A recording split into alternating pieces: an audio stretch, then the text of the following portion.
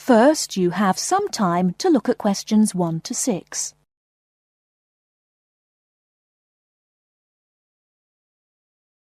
Excuse me, I want to ask you about the charges for meals. Are they the same as they were last year? No, I'm afraid they're not. We've managed to keep most of them the same, but we've had to increase the charge for breakfast. How much is it now? It's $2.50. It used to be $2. I see. What about lunch? It's unchanged, still $3. Does dinner still cost $3? Yes, it does. We've managed to keep the prices down this year, but the best deal is the 3-meal plan for $48 per week. We give you vouchers to present when you come into the cafeteria, and you get 21 meals for your $48. That works out to a little more than $2 a meal. The 2-meal plan is also at last year's rates of $36 per week. We give you vouchers for that too. My sister was in this hostel before me. I'm sure the hours for breakfast used to be longer. Yes, they were. They used to be 7 to 9:30, but to keep our expenses down, we made them 7 to 9.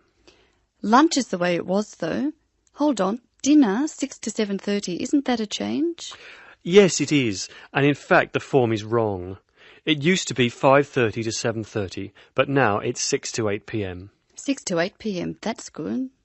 So, which plan would you like? I'd like to think about it, please. I need to check my lecture schedule.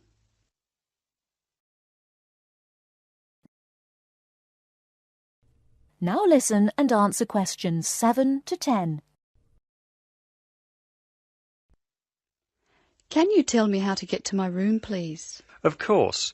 You're in the new wing, which is very freshly painted and pleasant. But I'm afraid you're going to have to go to a couple of other offices before you can have the key. You're in the admissions office now. Leave this office and turn right and go to the end of the hall. The last office is the fees office, where you can pay the balance of your room deposit. They'll give you a receipt. Okay. After you've been to the fees office, come back past admissions. You'll see a very large room at the northwestern corner of the building. You can't miss it. That's the student lounge, and if you go in there, you can meet some of the other students and see who'll have a room near you. That's good. Can I get a cup of coffee there? Yes, there's a vending machine in the corner. Then go to the key room, which is opposite the lift and next to the library. Show them your receipt, and you can pick up your key there. My luggage was sent on ahead. Do you know where I should collect it? The box room is next to the women's toilet. You'll have to get the key from the key room. Thank you.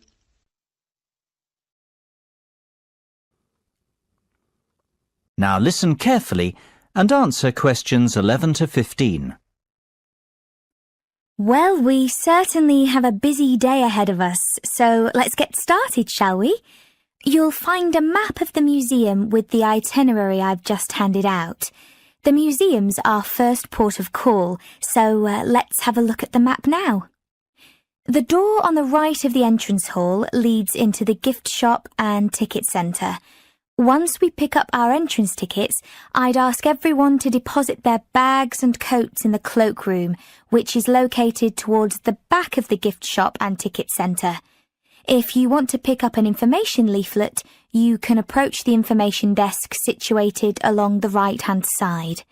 Now, once you come back into the entrance hall, the door on the opposite side to the gift shop leads into the art gallery.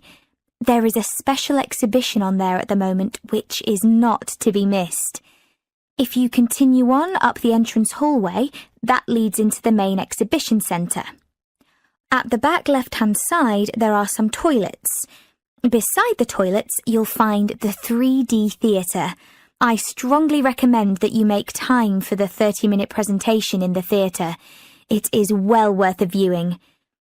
Running along the right-hand side of the main exhibition centre is the Modern Art Studio. Here, not only can you view some of the most famous works of the 20th century, but you can also sit in on a workshop run by a local artist. So, that's the Art Museum. Now listen and answer questions 16 to 20. Next on the itinerary is the aquarium. Depending on how long we spend at the museum, we might have to give this one a miss. It's not what I'd call a highlight of the day, but it would be a shame if we didn't get to see it, as it's en route to the Solheim Country Club, where we're booked in for lunch at 1 o'clock. Originally, we had planned to stop off at the Milltown Winery afterwards, but we've had to scrap that plan. Otherwise, we'd never get to the zoological gardens before closing time. We have pre-booked the gardens and must be there by 2:30, so no dilly-dallying please after lunch. Straight back onto the bus. The gardens close at 3:30, so we've an hour there, which should give us ample time to look around. Time allowing, we'll stop off at the famous Stout Brewery after that, if traffic isn't too heavy, and we're in Lincoln before 5. If not, we'll head straight for the National Concert Hall, where you're in for a real treat of an evening, with a performance from the world-renowned cellist, Andrei Borovsky. We have to be in our seats by 6:30 sharp. After that, it's back to the hotel for the night, where a buffet meal will be waiting for us at 8:30, or whenever we get back. Now listen and answer questions 21 to 24. Hi, Howard. I haven't seen you for a while. Hi, Joanne. Yeah, they're keeping us really busy on the postgraduate programme. But how are you? You'll be starting your dissertation soon, won't you? Yeah, tutorials start next week. I've got Dr. Peterson. You'll remember it all from last year, of course. It's not something you forget easily. Oh. But seriously, although I didn't expect to enjoy writing my dissertation, and in fact I didn't really find it much fun, I wouldn't have missed the experience. I found it really improved my understanding of the whole degree programme, you know, from the first year on. Right. So, what are you doing yours on? Glaciated landscapes. Although I haven't decided exactly what aspect yet. I did mine on climate systems, so I can't help you much, I'm afraid. But you'll be fine once you start your tutorials. Dr. Peterson will help you focus. I know, and he'll set me deadlines for the different stages, which is what I need. My concern is that I've got tons of material on the topic, and I won't be able to stick to the word limit, you know. I remember I had different concerns when I was doing my dissertation. Last year? Yeah, before my first tutorial I did a lot of fairly general reading because I hadn't fixed on my topic at that stage. I actually enjoyed that quite a lot and really improved my reading speed, you know, so I was getting through a lot of material. I was frightened I wouldn't remember it all, though, so I got into the habit of making very detailed notes. So, did you find your tutor helpful in getting you started? Yeah, we certainly had some interesting discussions, but it's funny, I saw a brilliant programme about climate change, and it was that really fired me up. It was talking about some recent research which seemed to contradict some of the articles I'd been reading. Now listen and answer questions 25 to 30. So you say your tutorials start next week? Yeah. Well, the first month's crucial. You've got to meet your tutor and decide on your focus, but don't become too dependent on him. You know, don't see him every week, only when you want to check something. Right.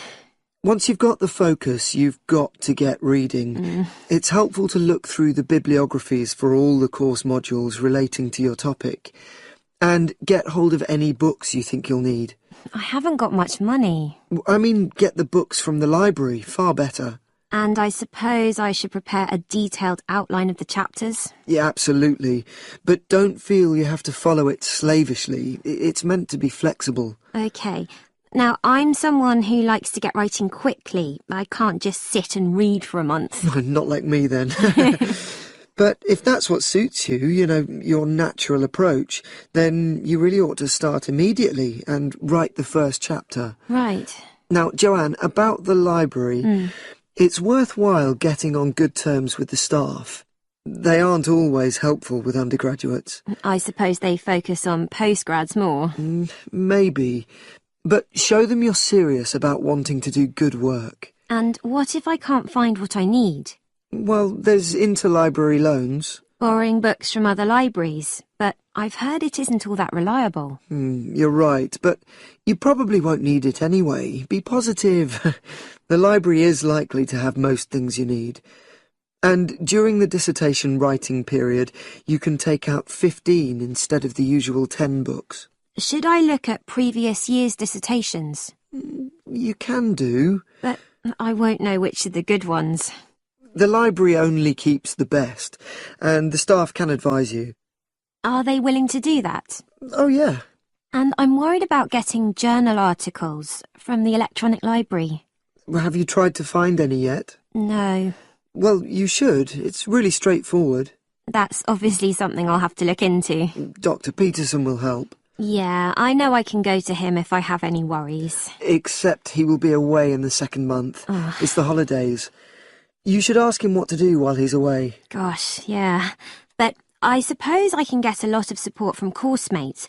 I know a couple of people who are thinking of doing the same topic as me. Take care. Collaboration can become dependency. I think you'd better see how that works out, what the people are like. You're probably right. About other reading, I suppose Dr. Peterson will recommend plenty of good articles to get me started. One thing I'd find out is what his attitude is to internet sources. Surely not in this day and age. I'd better get that sorted out right at the beginning. I would if I were you. And I've also got some questions about the research sections. How much time I should spend explaining the process? Well, I think that's up to you. You can see how it develops as you're writing. OK. It's the same with things like time management. That's something a tutor can't really help you with. I agree. So, is there anything else you need me to go over? Now listen carefully and answer questions 31 to 40. Look at her, ladies and gentlemen. Isn't she beautiful? The Abyssinian is a natural breed of cat which originated in Africa, or more specifically, what is now Ethiopia. Today it is found in much of the surrounding African continent, particularly Somalia. Its head is broad and moderately wedge-shaped, and it has relatively large pointed ears, like the specimen you can see here in front of you. It is typically a reddish colour, and is known for the unusual M-shaped marking, which often appears directly above the two eyes. See here. It has a medium-length coat, in a sort of ticked pattern, ticked being a term to describe when the hair gets progressively darker from root to tip. There you go, little fellow, well done. Now this gentleman, he is a male, I can assure you, is the Aegean. The Aegean is of Greek origin, as you might have guessed, and is thought to have come from the Cycladic Islands. It's considered to be the only native Greek breed of cat. It is one of the newest and therefore rarest cat breeds, but relatively plentiful throughout Greece. It is much liked for its intelligence and friendliness, and because it excels in pest control. It has a semi-long-haired coat with rich tail. The coat is typically bi- or tri-coloured, with white always present, and the other colours ranging from black to red, blue, cream, etc. These colours are just as likely to present themselves as stripes. This little guy, as you can see, has beautiful reddish-blue stripes running through a pale coat. The head is medium-sized and quite round. The ears have a wide base, rounded tips, and are covered by hairs. Now the Australian. Australians are still mainly confined to distribution in their homeland. Obviously Australia, though a number of catteries in the UK have started to breed them too. Look at those expressive eyes. The cat is a fine example of the breed, medium-sized and short-haired. Notice also the large round head.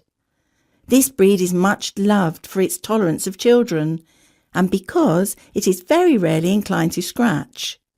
Its coat is typically spotted, or, as in the case of this little fellow, classic tabby style. Last but not least, we have the bobtail, another relatively new breed, like the Aegean and Australian. The bobtail first appeared in the 1960s in the United States, the only country in which it has a significant distribution, and is most notable for its stubby, bobbed tail, which is only something like 1/3 to 1/2 the length of a normal cat's tail. It is a very sturdy breed, with rather shaggy and dense fur. Bobtails can have any colour fur, and often have the appearance of a tabby. Unlike the other breeds we have discussed, the bobtail is not natural. It is said to be a result of the crossbreeding of a domestic tabby cat and a bobcat. Such is the careful breeding the cat has undergone that it comes in all colours, and there are also both long and short-haired versions. If I had to recommend one of these breeds to you today, I would have to vouch for the Australian. After all, as all of us here are parents, we must surely agree that our children are our first consideration when it comes to purchasing a pet. What effect the animal will have on them, how will it react, etc. These are questions we all ask ourselves, and they are even more important when the child is very young. The Australian is simply unrivalled in the temperament department and is extremely unlikely to lose its composure and take a swipe at your child. That said, it is still a very rare breed in these parts, and as with all things in the world, rare equates to very expensive. So it may be beyond the price range some of you are prepared to pay. Surprisingly perhaps, though the bobtail is part lynx or bobcat, as they say in the States, it doesn't appear to have inherited any of the wildcat's aggressiveness, and therefore it makes an excellent second best as a pet you can allow to be around children. It is also considerably less expensive. The other two breeds we have talked about both make excellent house pets. However, hand on heart, I could not endorse either as a pet to have around young children. In my view, the child's safety is not something to gamble with. So, if you can afford the extra few quid to lay out for a bobtail, or better still, an Australian, do so. You won't regret it. You now have half a minute to check your answers.